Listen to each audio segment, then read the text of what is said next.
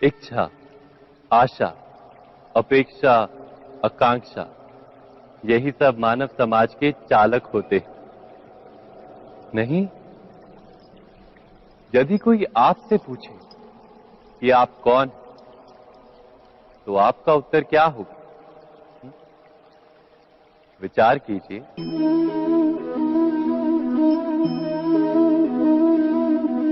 आप तुरंत ही ये जान पाएंगे कि आपकी इच्छाएं ही आपके जीवन की व्याख्या है।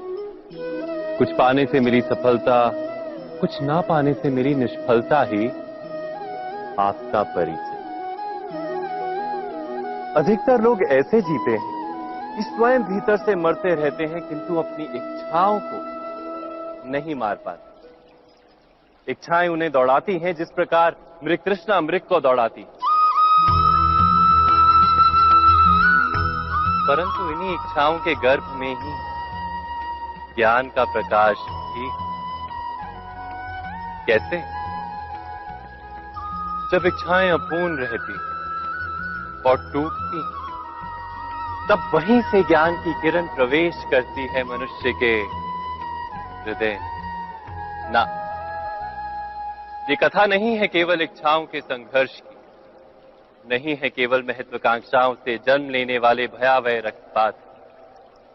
ये कथा है इच्छाओं के गर्भ से उदित होते हुए ज्ञान की। मैं वासुदेव कृष्ण आप सभी को निमंत्रण देता हूं इस यात्रा पे चलने का, जो जीवन का मर्म सिखाएगी, मनुष्य का धर्म सिखाएगी, कीचड़ से उठकर कमल बनने का कर्म सिखाएगी। और इस यात्रा का नाम है महाभारत।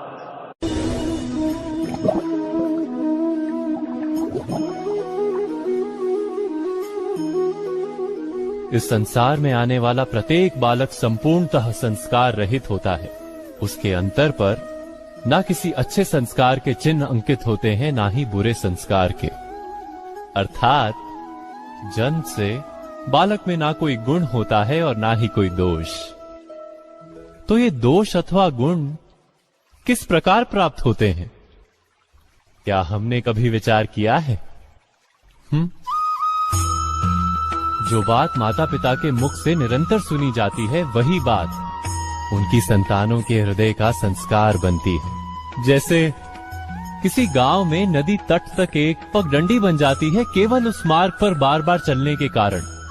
अर्थात माता पिता के हृदय की इच्छाएं उनकी संतानों के हृदय का दोष अथवा गुण बनकर जन्म लेती हैं।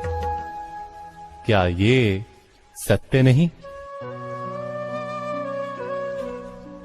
पर फिर भी जब उनकी संतानों में कोई दोष दिखाई देता है, तो माता पिता आश्चर्य और दुख से भर जाते। माता पिता का हृदय ये प्रश्न करता है कि उनकी संतानों में ये कुसंस्कार आए कहां से।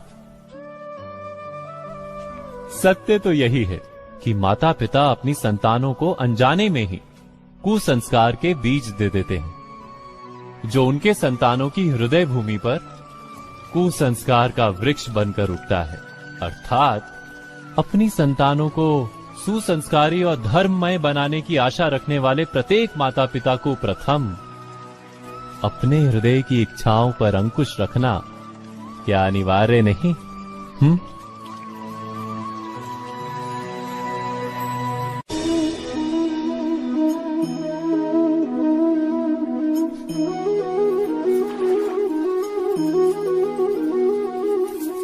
पिता सदा ही अपने संतान के सुख की कामना करते हैं, उनके भविष्य की चिंता करते रहते हैं। इसी कारणवश सदा ही अपने संतानों के भविष्य का मार्ग स्वयं निश्चित करने का प्रयत्न करते रहते हैं। जिस मार्ग पर पिता स्वयं चला है, जिस मार्ग के कंकर पत्थर को स्वयं देखा है, मार्ग की छाया, मार्ग की धूप को स्वयं जाना है, उसी मार्ग पर उसका पुत्र भी चले, यही इच्छा रहती है हर पिता की। निस्संदेह उत्तम भावना है ये। किंतु 3 प्रश्नों के ऊपर विचार करना हम भूल ही जाते हैं। कौन से प्रश्न? प्रथम प्रश्न, क्या समय के साथ प्रत्येक मार्ग बदल नहीं जाते? क्या समय सदा ही नई चुनौतियों को लेकर नहीं आता? तो फिर बीते हुए समय के अनुभव नई पीढ़ी को किस प्रकार लाभ दे सकते हैं? दूसरा प्रश्न, क्या प्रत्येक संतान अपने माता पिता की छवि होता है? हाँ, संतानों को संस्कार तो अवश्य माता पिता देते हैं, किंतु भीतर की क्षमता तो ईश्वर देते हैं। तो जिस मार्ग पर पिता को सफलता मिली है, विश्वास है कि उसी मार्ग पर उसकी संतानों को भी सफलता और सुख प्राप्त होगा। तीसरा प्रश्न, क्या जीवन के संघर्ष और चुनौतियां लाभकारी नहीं होती? क्या प्रत्येक नया प्रश्न एक नए उत्तर का द्वार नहीं खोलता? तो फिर संतानों को नए नए प्रश्नों, संघर्षों और चुनौतियों से दूर रखना, ये उनके लिए लाभ करना कहलाएगा या हानि पहुंचाना?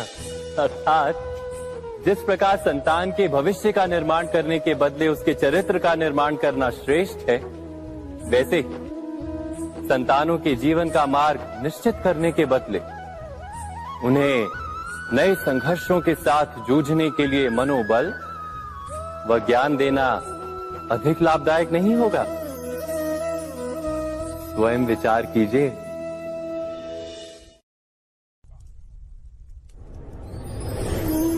पूर्वजों की इच्छा, आशा, महत्वाकांक्षा, क्रोध, बैर, प्रतिशोध, यही सब आने वाली पीढ़ी की धरोहर बनते हैं।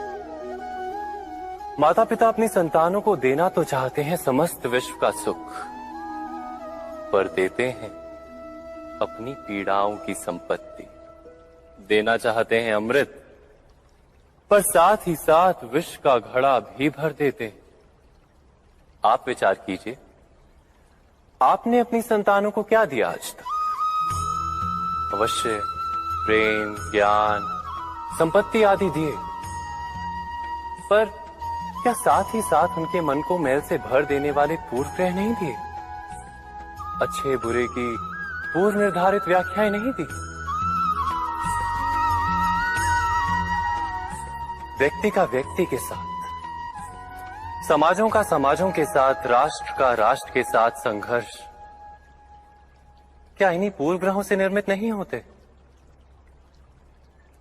हत्या, मृत्यु, रक्तपात क्या इन्हीं पूर्व ग्रहों से नहीं जन्मते? अर्थात माता पिता अपनी संतानों को जन्म के साथ मृत्यु का दान भी देते हैं। प्रेम के प्रकाश के साथ साथ घृणा का अंधकार भी देते हैं, और अंधकार मन का, हृदय का हो या वास्तविक हो, उससे केवल भय प्राप्त होता है। केवल भय। स्वयं विचार कीजिए।